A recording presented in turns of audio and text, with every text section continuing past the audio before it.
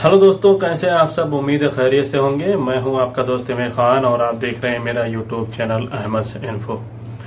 काफी सारी चीजें यहां पर बताने के लिए है मेरे पास, और लेकिन सबसे पहले खबर से शुरुआत करते हैं जिसके बारे में काफी अफवाहें यहां पर उड़ रही हैं। और वो अफवाह है जिनके ऊपर ज्यादा मुखालफे हैं, जिनके ऊपर ज्यादा ट्रैफिक मुखालफे हैं, जिन्होंने सिग्नल वगैरह तोड़े हैं, बहुत ज्यादा 10-20 हजार जिनके ऊपर मुखालफे हैं।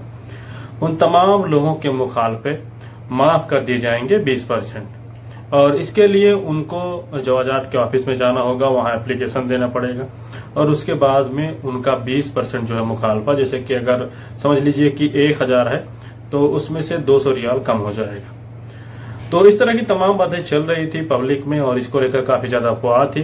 तो इसी को लेकर नेशनल वायलेशन प्लेटफॉर्म जो है उसने इस बात को क्लियर किया कि इस तरह की तमाम बातें जो पब्लिक में या मीडिया में चल रही हैं या जिस तरह से लोग इसके बारे में अफवाह उड़ा रहे हैं, ये पूरी तरह से गलत है। नेशनल वायलेशन प्लेटफॉर्म ने ऐसी कोई भी स्कीम लॉन्च नहीं की है। जो जितना भी मुखालफा करेगा, जितना भी उल्लंघन करेगा, वायलेशन करेगा, उसको पूरा उसका भरना पड़ेगा। किसी को इसमें जरा से भी छूट नहीं दी जाएगी। मस्जिदों में सोशल डिस्टेंसिंग को लेकर तमाम लोगों के सवाल रहते हैं और तमाम भाई ये पूछते रहते थे कि जो दो लोगों के दरमियान मस्जिद में नमाज पढ़ते वक्त गैप रखा जाता है, ये कब तक चलेगा, कब तक रहेगा, इसमें कुछ ढील दिया गया या नहीं।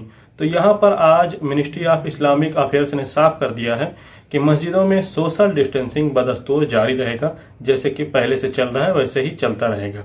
और आगे इसके बारे में जब भी कोई बदलाव किया जाएगा तो आप लोगों को सूचित किया जाएगा। इसके बारे में कोई भी बदलाव नहीं किया गया है आम मस्जिदों के बारे में।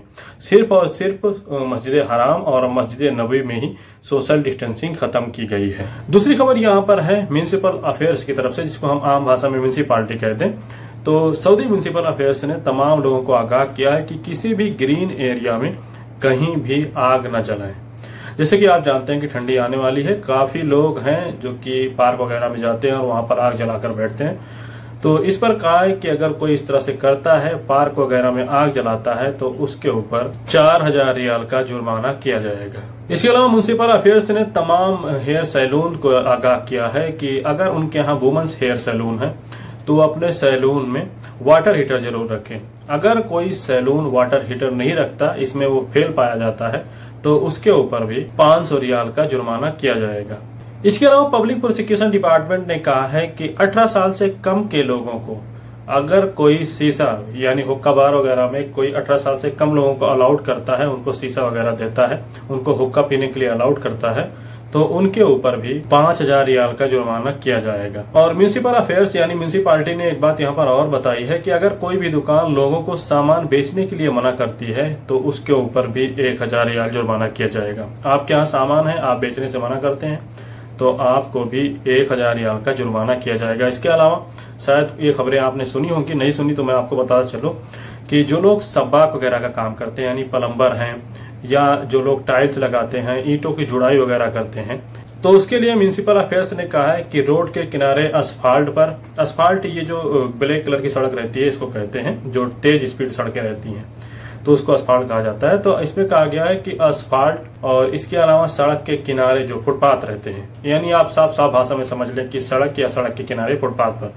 अगर कोई सीमेंट मिक्सिंग करते हुए पाया जाता है तो उसके ऊपर भी 10,000 रियाल का जुर्माना किया जाएगा। तो मैंने आपको तीसरी डोज के बारे में पहले कुछ कैटेगरियां बताई थी, उसमें कुछ और कैटेगरियां भी शामिल कर ली गई हैं। जैसे कि मैंने पहले आपको बताया था कि जो हेल्थ प्रैक्टिशनर हैं, यानी जो मेडिकल से रिलेटेड काम करते हैं, जो मरीजों से जुड़े रहते हैं हमेशा, चाहे नर्स हो, डॉक्टर्स हो या इससे जुड़े और कोई पेशे वाले, और इसके अलावा डायलिसिस के मरीज और ऑर्गन ट्रांसप्लांट के मरीज तीसरी डोज के लिए एलिजिबल होंगे।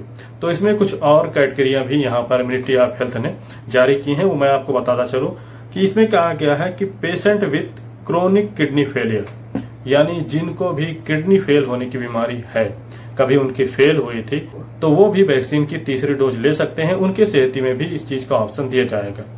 इसके अलावा जिनको क्रोनिक डायलिसिस की बीमारी है उनको भी वैक्सीन की तीसरी डोज लेनी होगी, उनके भी सेहती ऐप में इसका ऑप्शन दिया जाएगा।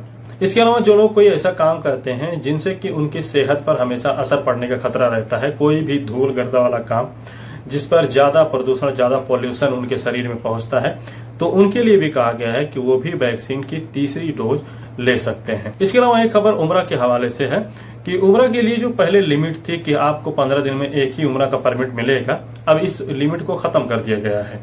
अब आप जब भी चाहें, जितना भी चाहें परमिट ले सकते हैं। आपका एक परमिट खत्म हो, दूसरा लें, तीसरा लें, चौथा लें। आप समझ लें कि आप अगर महीनों में 30 दिन आप उम्रा करना चाहते हैं, आप वहां मक्के शरीफ के आसपास है, रोज जाना चाहते हैं, तो आप जा सकते हैं। इसके लिए अब कोई लिमिट नहीं रह गई है। इसके अलावा रौज़े रसूल सल्लल्लाहु अलैहि वसल्लम और रियाजुल जन्नह में जाने की जो परमिट लिमिट थी 1 महीने की, कि 1 महीने में आपको एक ही बार परमिट मिलता था रौज़े रसूल सल्लल्लाहु अलैहि वसल्लम पर जाने की और इसके अलावा रियाजुल जन्नह जाने की, तो इस लिमिट को भी खत्म कर दिया गया है। अब आप चाहें तो रोज परमिट लें, रोज जाएं। इसके अलावा जैसे कि आप लोगों को मालूम होगा कि जिन्होंने वैक्सीन की 2 डोज ली है वो मस्जिद नबवी में नमाज पढ़ने जा सकते हैं बिना किसी परमिट के।